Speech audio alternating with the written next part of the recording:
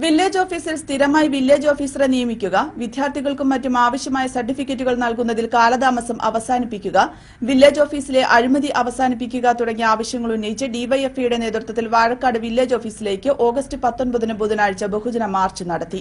CPIM Vazhakkad local secretary AP. Mohandas March ഉദ്ഘാടനം ചെയ്തു. T Faisal അധ്യക്ഷത വഹിച്ച പരിപാടിയിൽ എ.പി. ഫയാസ് സ്വാഗതവും അഷ്റഫ് നന്ദിയും പറഞ്ഞു. ജിഫ്രി തങ്ങൾ, സുഭാഷ് തുടങ്ങിയവർ മാർച്ചിന് നേതൃത്വം നൽകി.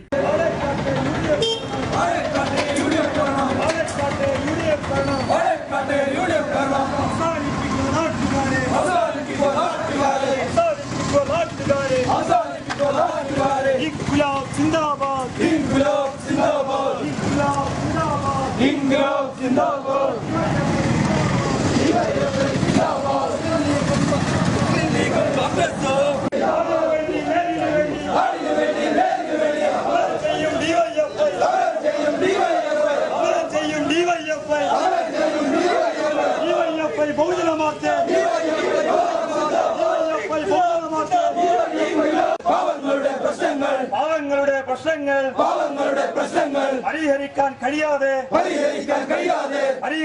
കഴിയാത്ത പാലക്കാട്ടെ യു.ഡി.എഫ് ഭരണം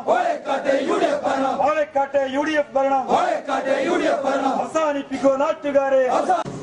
നമുക്ക് ഇവരുടെ മുന്നിൽ ഒരൊറ്റ കാര്യങ്ങൾ പറയാനുള്ളൂ. വില്ലേജ് ഓഫീസർ ചോദിക്കുമ്പോൾ ഡോക്ടർമാർ മരുന്ന് കുറിക്കണമാര് ഇന്നില്ല, നാളുണ്ട്, നാളെ മറ്റന്നാളുണ്ട്, അങ്ങനത്തെ ഒരു അനുഭവം എന്നിവിടെ കേൾക്കരുത്. ഡിവൈഎഫ്ഐയെ സംബന്ധിച്ചിടത്തോളം ഞങ്ങൾ ഒരാഴ്ച മുമ്പെടുത്ത തീരുമാനമാണ് ഒരു പ്രതിഷേധം നമ്മൾ അറിയിക്കുന്നുള്ളത്. അല്ലാതെ ഞങ്ങൾക്ക് ഗേറ്റ് ചാടിക്കടന്ന് അപ്പുറത്ത് കടക്കാനോ അല്ലെങ്കിൽ ഡോറ് തുറന്ന് അപ്പുറത്ത് കടക്കാനോ ഞങ്ങൾക്ക് അറിയിട്ടില്ല. അങ്ങനെ ഒരുപാട് സമരങ്ങൾ ചെയ്ത ചരിത്രമുള്ള പ്രസ്ഥാനമാണ് ഡിവൈഎഫ്ഐ എന്ന് മാത്രമാണ് ഞങ്ങൾക്ക് പറയാനുള്ളത്. ജൂൺ ജൂലൈ മാസം എന്ന് പറയുന്നത് വിദ്യാർത്ഥികളുടെ ഭാവിയെ സംബന്ധിച്ച് അവരുടെ ജീവിതത്തെ വഴിതിരിച്ചുവിടുന്ന ഒരു കാലഘട്ടമാണ്. ആ സമയത്ത് അവർക്ക് കൃത്യമായിട്ട് ലഭിക്കേണ്ട, സമയബന്ധിതമായിട്ട് ലഭിക്കേണ്ട പല സർട്ടിഫിക്കറ്റുകളും നമ്മുടെ വില്ലേജ് ഓഫീസിൽ നിന്ന് കിട്ടിയിട്ടില്ല. കാരണം എന്താ, ഇവിടെ അതുവരെ ഉണ്ടായിരുന്ന വില്ലേജ് ഓഫീസറെ പെട്ടെന്ന് സ്ഥലം മാറ്റി. ഇവിടെ ഉണ്ടായിരുന്ന വില്ലേജ് ഓഫീസറെ ഇവിടുന്ന് മറ്റൊരു സ്ഥലത്തേക്ക് സ്ഥലം മാറ്റി. എന്നാൽ പകരം ഒരാളെ നിയമിക്കണ്ടേ?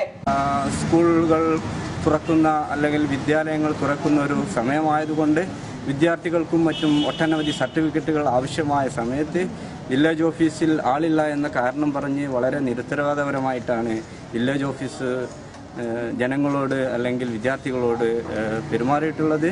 അതിനൊരു പ്രതിഷേധം എന്ന നിലയിലാണ് ഞങ്ങൾ ഈ സമരം പ്രഖ്യാപിച്ചിട്ടുള്ളത്. അതുപോലെ തന്നെ വില്ലേജ് ഓഫീസിൽ കാലാകാലമായിട്ട് അഴിമതി നടമാടുകയാണ്. അതിനെതിരെ ഒരു പ്രതിരോധം എന്ന രീതിയിലാണ് ഞങ്ങൾ ഈ സമരം സംഘടിപ്പിച്ചിട്ടുള്ളത്.